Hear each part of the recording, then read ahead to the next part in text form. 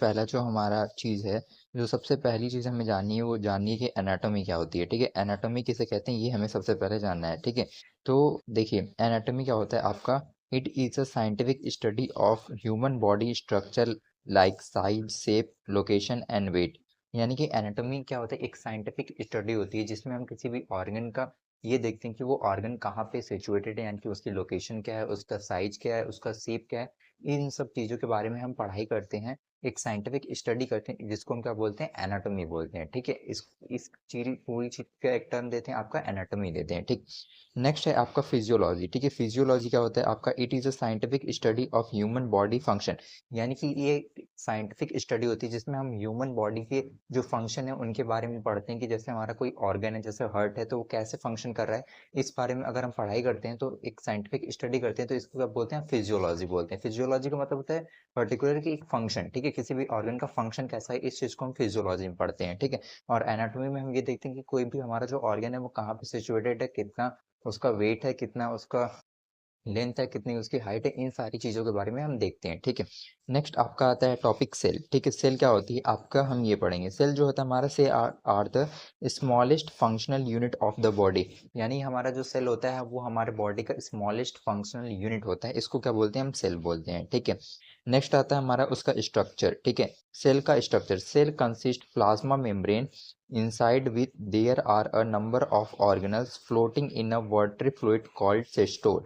ठीक है, सिस्टोल या फिर साइटोप्लाज्म जिसे बोलते हैं। देखिए आपका जो सेल होता है वो क्या कंटेन करता है, उसके पास एक प्लाज्मा मेम्ब्रेन होती है। ठीक है, आगे हम स्ट्रक्चर में भी देखेंगे कि हमारा जो सेल होता है उसके पास क्या होती है, एक प्लाज्मा मेम्ब्रेन होती है। ठीक है, उसके बाद क्या होती है, एक प्लाज्मा मेम्ब्रेन होती है, और प्लाज्मा मेम्ब्रेन के अंदर जो फ्लूइड होता है उसी को क्या बोलते हैं, आपका साइटोप्लाज्म बोलते हैं, जिसमें आपके जो सेल के ऑर्गेनल्स होते हैं, सेल ऑर्गेनल्स उसमें फ्लोट करते हैं। जैसे आपका माइटोकॉन्ड्रिया हो गया, लाइसोसोम हो गया, गोल्गी बॉडी हो गया, ये सारी चीजें क्या करती हैं आपकी उसमें जो है फ्लोट करती हैं। ठीक है, यही चीज आपकी इस पूरे लाइन में लिखी हुई है। ठीक है, नेक्स्ट आपका लिखा है ऑर्गेनल्स आर, देखिए organelles are small structure but highly specified function.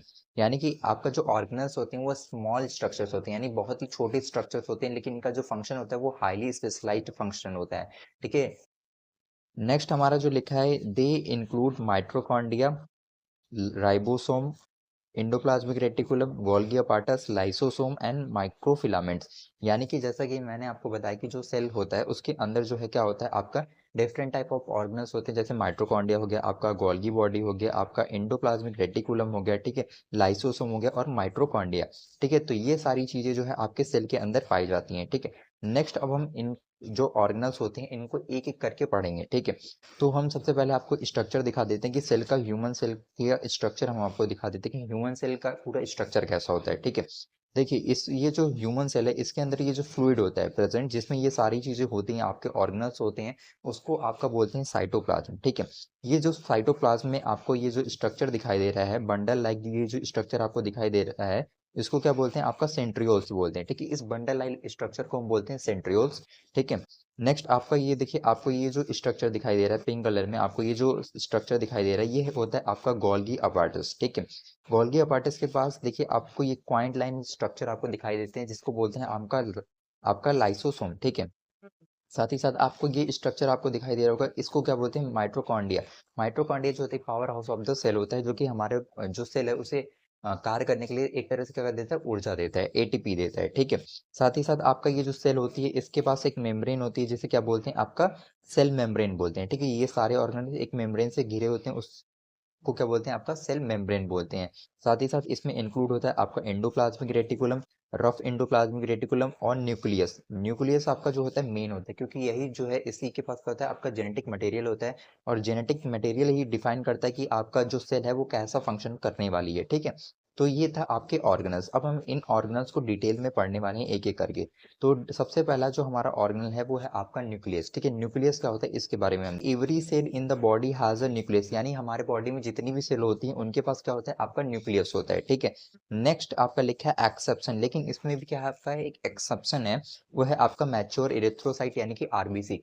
आपका जो मैच्योर एरिथ्रोसाइट्स यानी कि आरबीसी होती है वो न्यूक्लियस नहीं होता उसमें। ठीक है, साथ ही साथ आपका नेक्स्ट पॉइंट यहाँ पे लिखा है कि skeleton muscle and some other cells several nuclei. यानी कि आपका जो स्केलेटन मसल्स होती हैं और कुछ और जो सेल्स होती हैं उनके पास जो होता है एक से ज्यादा क्या होता है, न्यूक्लियाई प्रेजेंट होता है, ठीक है। नेक्स्ट आपका पॉइंट लिखा है nucleus contain body genetic material. वही बात लिखी है कि आपका जो सेल होता है उसमें जो आपका जेनेटिक मटेरियल होता है सेल का, वो किस में कंटेन होता है, वो सेल के न्यूक्लियस में प्रेजेंट होता है। कि न्यूक्लियस ही ये डिफाइन करता है, उसका जो जेनेटिक मटेरियल है वो ही डिफाइन करता है कि आपका जो सेल है वो कैसे फंक्शन को करने वाली है, ठीक है। नेक्स्ट आपका लिखा है माइट्रोकॉन्ड्रिया, ठीक है। हमारा जो नेक्स्ट ऑर्गेनल है वो क्या है, आपका माइट्रोकॉन्ड्रिया, ठीक है। अब हम पढ़ेंगे माइट्रोकांडिया के बारे में कि माइट्रोकांडिया क्या होता है। माइट्रोकांडिया के लिए सबसे पहली लाइन लिखिए, इन्वॉल्व इन एरोबिक रेस्पिरेशन। यानी कि आपका जो माइट्रोकांडिया होता है वो एरोबिक रेस्पिरेशन में इन्वॉल्व होता है, यानी इसमें क्या होता है, आपका एरोबिक रेस्पिरेशन होता है। नेक्स्ट आपका लाइन लिखिए कि सिंथेसिस ऑफ एटीपी। आपका जो माइट्रोकांडिया है वो एटीपी का सिंथेसिस करता है, ये आपका लिखा हुआ है, ठीक है। नेक्स्ट लिखा है आपका साउसेज स्ट्रक्चर। आपका जो माइट्रोकांडिया होता है उसका जो स्ट्रक्चर होता है वो कैसा होता है, आपका साउथ सेज स्ट्रक्चर होता है, ठीक है। नेक्स्ट पॉइंट आपका लिखा है कि power house of the cell. आपका जो माइट्रोकॉन्ड्रिया होता है उसे power house of the cell के रूप में जाना जाता है, और ये क्या करता है, power house of the cell होता है, यानी कि आपका जो सेल होते हैं उनको एनर्जी प्रोवाइड करता है जिससे कि वो अपने फंक्शन को कर सकें, ठीक है। नेक्स्ट आपका जो है, हमारा जो नेक्स्ट ऑर्गेनल है वो है आपका राइबोसोम, ठीक है। राइबोसोम क्या होता है, अब हम इसके बारे में पढ़ेंगे। हमारा जो नेक्स्ट ऑर्गेनल है वो है राइबोसोम, ठीक है। राइबोसोम जो है आपका tiny granules composed of RNA and protein. आपका जो राइबोसोम होता है वो एक टीनी ग्रैन्यूल होता है जो कि आपका बना होता है किससे, आरएनए और प्रोटीन से, ठीक है। नेक्स्ट पॉइंट आपका लिखा है, they synthesis protein from amino acid using RNA as a template. यानी कि ये जो है आपका अमीनो एसिड से प्रोटीन का सिंथेसिस करते हैं, और इसमें ये जो प्रोसेस करते हैं इसमें वो आरएनए को एज अ टेम्पलेट यूज करते हैं, ठीक है। नेक्स्ट पॉइंट आपका लिखा है कि also found outer surface of the endoplasmic reticulum. यानी कि ये जो है कहाँ पे प्रेजेंट होते हैं, आपके रफ एंडोप्लाज्मिक रेटिकुलम के आउटर सरफेस पे प्रेजेंट होते हैं, ठीक है।